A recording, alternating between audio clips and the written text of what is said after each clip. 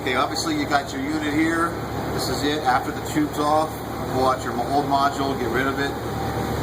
And this is a unit to clean the sockets. So it's rough, so if you put it in the socket and move it in and out of the socket a few times, it'll clean it if you notice any corrosion in the socket. Both sockets should be intact. You shouldn't have to replace any. I'll send some along with you in case you need them. The module looks like this. What you're going to want to do is take this. Don't be stingy with the silicone. Let's put a nice bead all the way around it. Make sure you get plenty on the pins.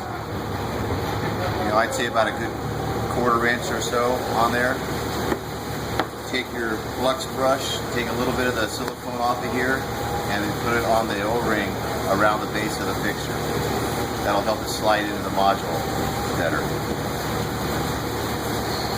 Be sure before you do this to remove the protective cap off the pins, like that. Take this in, there's a groove inside the body where the set screw on the side of the module goes. That set screw should always be lined up with the pins. If you find a module that's not totally lined up, then just set it aside and use another one. Put it in, start behind the slot so that you turn into it, otherwise you'll loosen the cap. So you turn into the slot like this, starts it in, then take your clamp,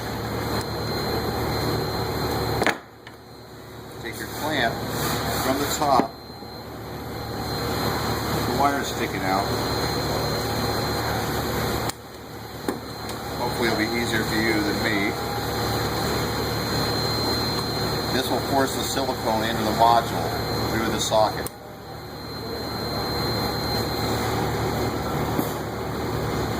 Just release the clamp and you're done. The only reason you're doing that is to force the silicone into the module. That'll protect it from here on out. And then you're done.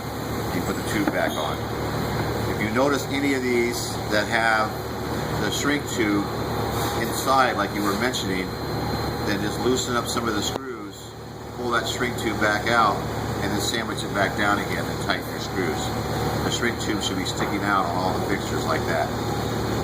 And then, other than that, that's all you have to really do. It's pretty simple. Put the tube back on. Just remember, these pins need to line up with the set screw. If they're crooked, you can just go ahead and bend them a little bit in case they got moved or crooked. They're very easy, but don't bend them too hard, they'll break them. And this is a fully sealed module now, and should work fine.